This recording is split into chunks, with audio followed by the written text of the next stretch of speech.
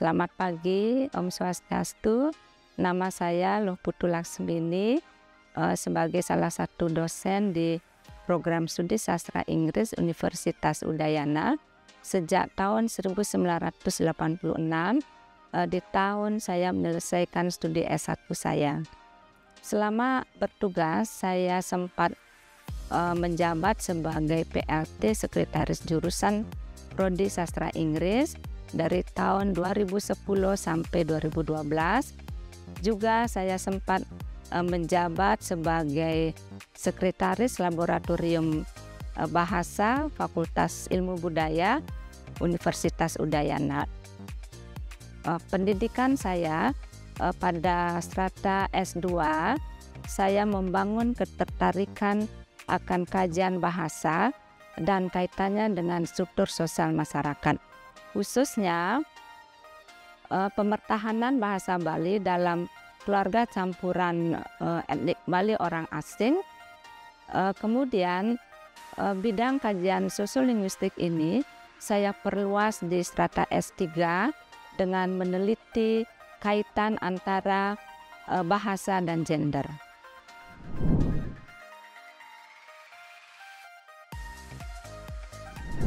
Topik orasi pengukuhan guru besar saya adalah tentang variasi inovatif lintas gender pada komunikasi di era digital.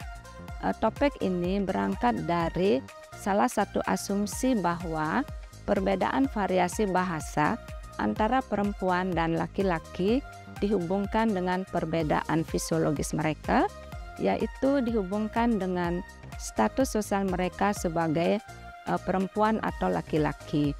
Kemudian pandangan ini dihubungkan dengan dominasi laki-laki dalam komunikasi, sehingga menimbulkan ideologi bahwa perempuan dan laki-laki termasuk ke dalam subkultur yang berbeda.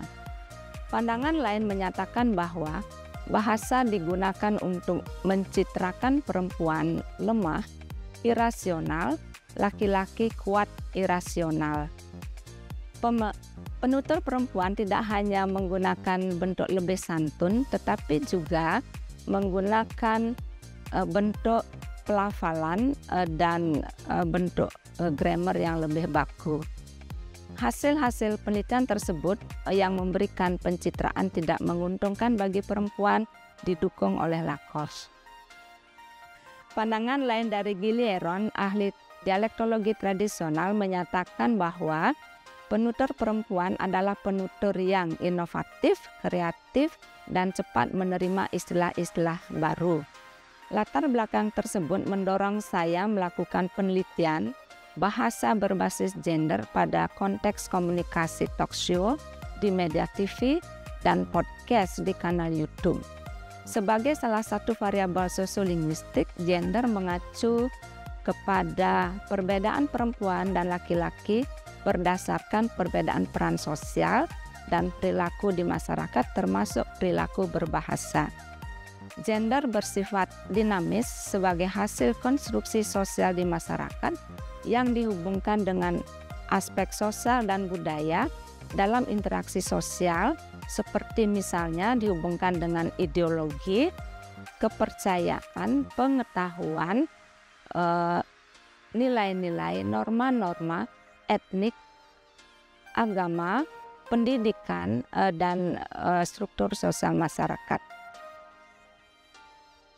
Hasil penelitian saya secara kualitatif, penelitian ini menemukan bahwa partisipan perempuan dan laki-laki sama-sama menggunakan penanda linguistik variasi bentuk baku, misalnya diindikasikan dengan pemakaian penanda gramatikal baku, pronomina atau kata ganti bentuk hormat, dan variasi tidak baku.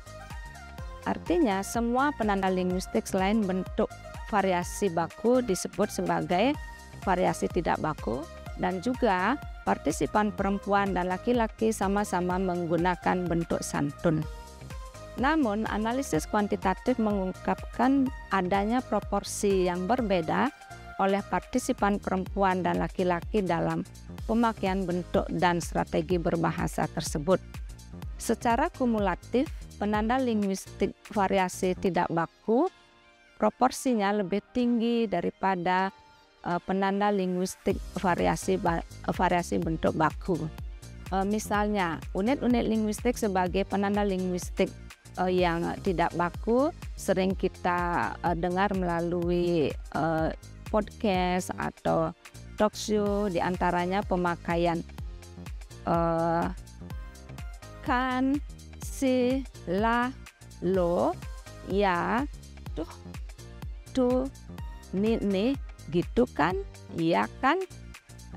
Juga dalam pemakaian penanda gramatikal tidak baku seperti udah, emang, gitu, pengen, enggak, bener banget, dan juga pemakaian alih kode seperti that song lah, jobnya, nge-gym, di day-nya, di makeover, dan lain sebagainya. Serta bentuk santun seperti pemakaian istilah kekerabatan mas, mbak, jeng, a, dan juga pemakaian saya, anda, dan bentuk gramatikal baku seperti memang, ingin, tidak, benar, sangat, dan lain sebagainya. Secara teoritis, perbedaan distribusi tersebut mencerminkan kecenderungan inovasi gender dalam pemilihan variasi bentuk dan strategi berbahasa terkait konteks situasi yang dihubungkan dengan konteks sosial, seperti misalnya hubungan peran antar pelibat, apakah mereka memiliki hubungan akrab atau tidak akrab, apakah komunikasi terjadi antara atasan atau bawahan.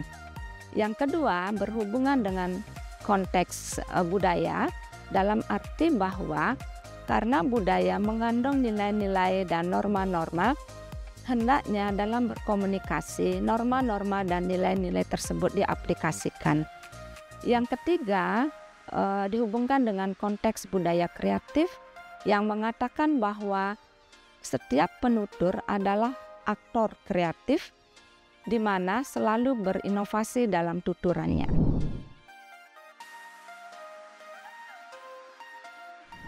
Manfaat dari penelitian saya adalah untuk mengungkap data empiris kualitatif dan kuantitatif bahwa bahasa bersifat dinamis karena bahasa adalah bagian dari sistem budaya yang dinamis dan fleksibel, mengalami perubahan perilaku berbahasa, mengalami mekanisme evolusi linguistik yang sejalan dengan perkembangan kemajuan teknologi dan media sosial.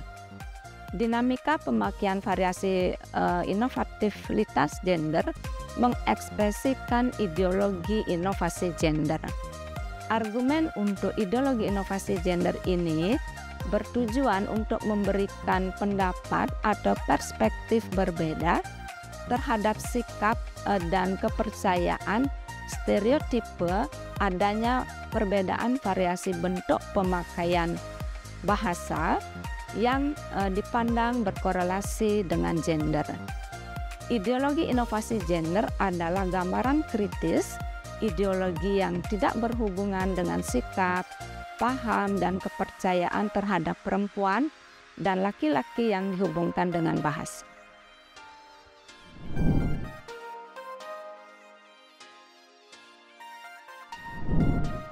Saya akan memiliki komitmen tinggi untuk tetap melakukan penelitian fenomena-fenomena bahasa berbasis gender untuk mengembangkan teori bahasa dan gender sebagai bagian dari ilmu hubungan antara bahasa dan sosial masyarakat. Akhirnya saya mengucapkan terima kasih atas perhatiannya.